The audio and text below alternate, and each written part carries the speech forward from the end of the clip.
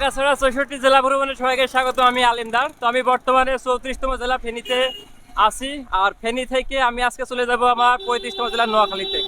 তো বর্তমানে অবস্থান করতেছি ফেনী জেলার মহিপালে। আর মহিপাল থেকে এখন আর কি আমি যাচ্ছি নোয়াখালীর দিকে।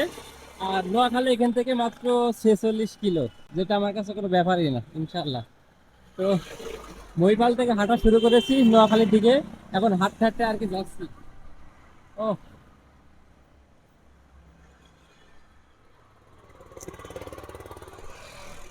তো ফেনী জেলা থেকে খুব ভালো একটা রেসপন্স পেয়েছি, আর যেটা আমার জন্য সত্যি অনেক আহ, আমার যাত্রার জন্য ভালো ছিল।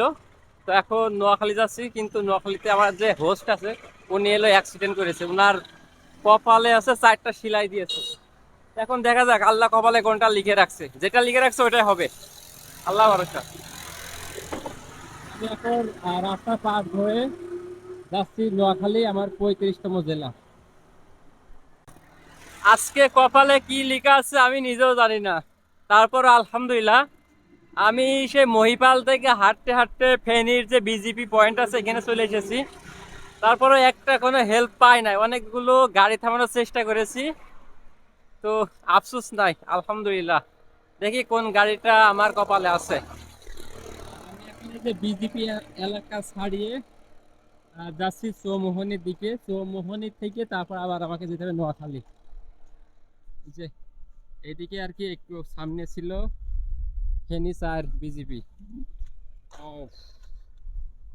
আর এই যে রাস্তার দুই পাশে সবজি চাষ করেছে। এটাকে আপনি নিজ দায়িত্বে করেছেন? নিজ দায়িত্বেই? আচ্ছা, এগুলো কে করছে? এটা আপনি? এদিকে মানুষের মানুষের মাথা বিশাল বুদ্ধি। এই যে ডিভাইডারের উপর যে ফাঁকা জমি আছে ওইটা পরিষ্কার করে সবজি চাষ করেছে, যেটা সত্য অসাধারণ। আমাদের ওইদিকে এগুলো দেখা যায় না, কিন্তু আমার পাশের জেলা আমি কুষ্টিয়াতে দেখেছিলাম যেগুলো রাস্তার ডিভাইডারের উপর এলো চাষ। না, দেখা গেছে কিনে খাওয়া লাগবে না, নিজের পরিবারের চাহিদাটা পূরণ হয়ে যাবে। ও,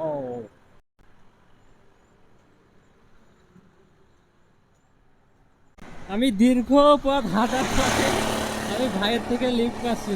ভাই কেমন আছেন? ভাইয়ের নামটা? মেহেদী হাসান। মেহেদী হাসান। আমি ৬৪ জেলা করতেছি, হেঁটে। ফেনী থেকে নোয়াখালী যাব। আমাকে আপনি যতটুকু পারেন একটু হেল্প করেন, ঠিক আছে? তো আমি এখন মেহেদী ভাইয়ের কাছে হেল্প নিয়ে যতটুকু পারি যাব।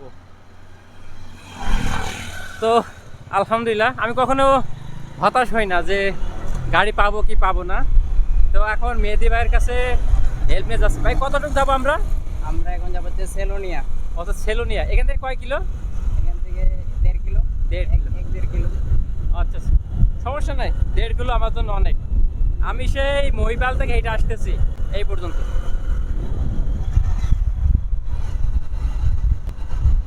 আমি অবস্থান করতেছি, এটার জায়গার নাম হচ্ছে সিলোনিয়া, দাগন ভুইয়া উপজেলা। তো প্রচুর বৃষ্টি, এখন আর কি একটা দোকানে আশ্রয় নিয়েছি। তো একটা ভাইয়ের থেকে, মেহেদী ভাইয়ের থেকে লিফট নিয়ে এখন সেলুনিয়াতে অবস্থান করতেছি।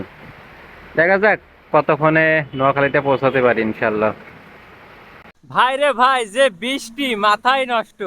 বৃষ্টি মাত্র শেষ হলো, এখন আর কি সেলুনিয়া থেকে দাগন ভিয়ার দিকে যাচ্ছি। এই যে এখন মানে বৃষ্টিতে রাস্তা ভিজে গেছে, এমন একটা অবস্থা। আর এই যে রাস্তার পাশে কুশটা লাগিয়ে রাখছে পাট, এই যে যেটা শাক হিসেবে খায় এরা। কি দাদু ভালো আছেন? আ- এই কুশটা কি আপনারা লাগাইছেন? পাট পাট এটা এটা তো রাস্তা জায়গা না, রাস্তা তারপরেও লাগাইছেন? লাগাইছি কিতলা হরছি লাগাইলি ও আচ্ছা, ঠিক আছে। পড়ে থাকার থেকে লাগানো অনেক ভালো।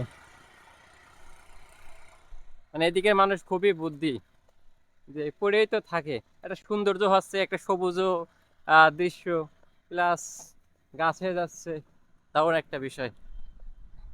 ভাই রে ভাই, আমি মহিপাল থেকে হাঁটতে হাঁটতে দাগন খাওয়া পর্যন্ত চলে আসছি, কোনো গাড়ি পাইনি। একটা গাড়ি দাঁড়াচ্ছে, দেখি না কিনা। ওফ, এ উস্তাদ, আমি ঢাকা ৬৪ জেলা করতেছি, আজকে নোয়াখালী যাব। জি। আমাকে একটু হেল্প করবেন যতটুকু পারেন? এখান থেকে কয় কিলো? এখান থেকে প্রায় এগুলো 5 কিলো। 5 কিলো নিলে আমাদের অনেক। ঠিক আছে, ধন্যবাদ। আমি মহিপাল থেকে আসতেছি, কোনো গাড়ি পাইনি। হাইটে হাইটে আইছে। হ্যাঁ হ্যাঁ, কয় কিলো হবে মহিপাল থেকে? মহিবাল থেকে দাগনভূঞা প্রায় 17 কিলো। মানে এই জায়গায় কত কিলো হতে পারে? এই ধরেন এভারেজে 12 কিলোমিটার আছে। ওয়াল্লাহ, 12 কিলো চলে আইছি। 12 কিলো চলে আইছি আজকে, আলহামদুলিল্লাহ। উফ, নাকি ব্লগ করে নাকি ভাই?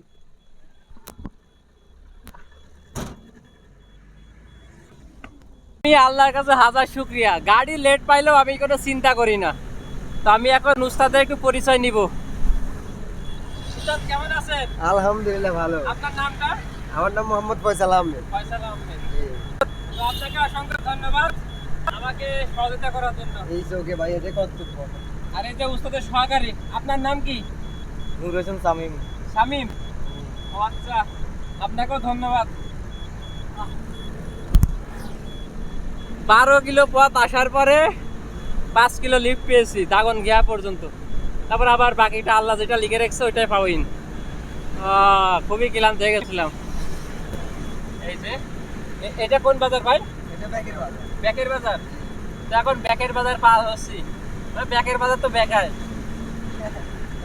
ভাইদের থেকে লিফট নিয়ে 5 কিলো দাগনভূঞা উপজেলা আসলাম, এখানে নামাই দিলেন। ওনারা বাসে তুলে দিয়েছিলেন, টাকা দিয়ে আমি নিই নাই, যে ভাই আমি হেঁটেই যাব। দেখি আমার কপালে কত দুঃখ লিখে আছে। তো এখন আর কি দাগনভূঞা শহর থেকে আবার হাঁটা শুরু করেছি চমনির দিকে। আর এদের সাথে একটা ভাই আছে, ভাইয়ের নামটা? সানি। জি জি, সানি। সানি। সানি, আচ্ছা, সানি ভাই আমার সাথে হাঁটতেছে। আজকে অনেক কষ্ট হয়ে গেছে, 12 কিলো হাঁটার পরে লিফট পেয়েছি একটা। তারপরে এখানে নামাই দিলেন, এখান থেকে আবার হাঁটা শুরু। আজকে কোনো হেল্প পাচ্ছি না, প্রচুর বৃষ্টি হচ্ছে। মাত্র ফেনী থেকে 16 কিলো এসেছি আজকে সারাদিনে, দিনটাই মাটি, বৃষ্টি হচ্ছে। এই যে দেখি বাসে করে চলে যাব, সময় নষ্ট করা যাবে না, কারণ সময়ের আগে মাঠে পৌঁছাতে হবে।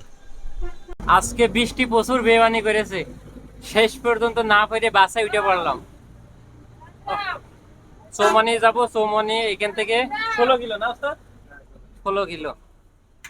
তো এখন বর্তমানে 35তম জেলা নোয়াখালীতে প্রবেশ করলাম মাত্র। এটা কোন উপজেলা? সেনবাগ। সেনবাগ উপজেলায় চলে এসেছি। একটা বাসে উঠলাম, তাছাড়া আর পারলাম না, অনেক হাঁটিছে আজকে। কেউ হেল্প করতে চায় না, যাই হোক। এটা হচ্ছে সেনবাগ, সেনবাগ উপজেলা, সেবারহাট বাজার। অনেক কষ্টের পরে বাসের হেল্প নিয়ে চৌমনি চৌরাস্তায় এখন একটা মসজিদে বসে আছি। জিসান ভাই আসলে আর কি তার সাথে দেখা করবো। মানে আজকে খুবই কষ্ট হয়ে গেছে, মানে সারাদিন সময় লেগে গেছে। এত কষ্ট এই যাত্রা আমার কখনো হয়নি, সব রেকর্ড ভেঙে গেছে। যাই হোক, সব কিছু আল্লাহর ইচ্ছা। এত অবস্থা নোয়াখালীতে এসে নোয়াখালী সাইকেলিস্ট টিমের সাথে দেখা। তো এখন রাসেল ভাইয়ের কাছে যাচ্ছি, জয়নুল আবেদিন মেমোরিয়াল স্কুলের ওখানে। ওনারা আজকে একটা ব্যবস্থা করবে। আর আমার হোস্ট আবিদ ভাই, উনি আর কি অ্যাক্সিডেন্ট করেছেন, এর অবস্থা। এখন আমি ফ্লাইওভার পার হলাম, তো রাস্তা।